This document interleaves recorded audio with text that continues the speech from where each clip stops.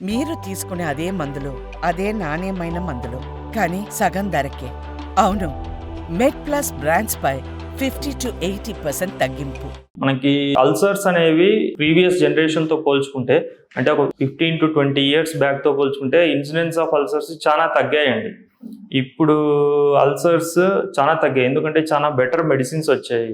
అందువలన అల్సర్స్ తగ్గాయి. అయినా కూడా చాలా మంది పేషెంట్స్ అల్సర్స్ తో ప్రజెంట్ అవుతున్నారు. యూజువల్ గా అల్సర్ ఉన్న పేషెంట్ ఎటువంటి సిమ్టమ్స్ తో ప్రజెంట్ అవుతాడంటే, first thing severe abdominal pain తో ప్రజెంట్ అవుతాడు. ఇది అల్సర్ లొకేషన్ బట్టి ఒక్కోసారి కడుపులో ఉంటుంది, ఒక్కోసారి చిన్న పేగు మొదటి భాగం డియోడినం అని అంటారు, అటువంటి చోట కూడా ఉంటుంది. ఈ డియోడినం మొదటి భాగం లేకుంటే రెండో భాగంలో కూడా కొన్నిసార్లు అల్సర్స్ ఉంటాయి అన్నమాట. ఈ అల్సర్స్ ఉన్న వాళ్ళు కడుపు నొప్పితో రావడము.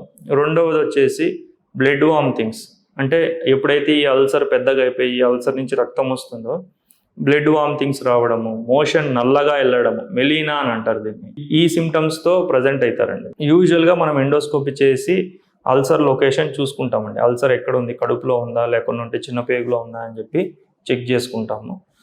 ఈ ఎండోస్కోపీ చేసినప్పుడు depending upon the stage of the ulcer మనం ట్రీట్మెంట్ ఉంటుంది అనమాట. ఒక్కోసారి మనం ఎండోస్కోపీ చేసినప్పుడు పేషెంట్కి యాక్టివ్గా బ్లీడింగ్ ఉంటుంది, బ్లీడ్ అవుతూ ఉంటాడు పేషెంట్, అల్సర్లోంచి రక్తం పోతుంటుంది.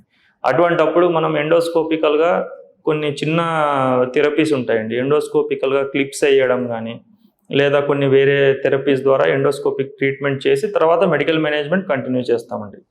తర్వాత ఎండోస్కోపీ చేసినప్పుడు క్లీన్గా ఉంది అల్సర్, ఎటువంటి బ్లీడ్ లేదంటే యూజువల్గా మెడికల్ మేనేజ్మెంట్ ఇస్తామండి.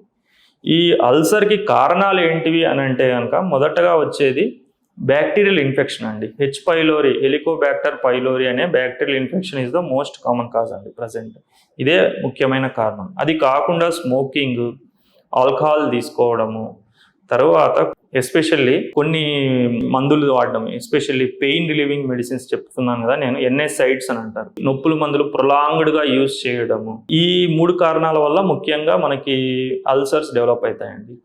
ఇప్పుడు నేను ముఖ్యమైన కారణం మొదటగా చెప్పాను కదా, హెలికోబ్యాక్టర్ పైలోరీ అనేది.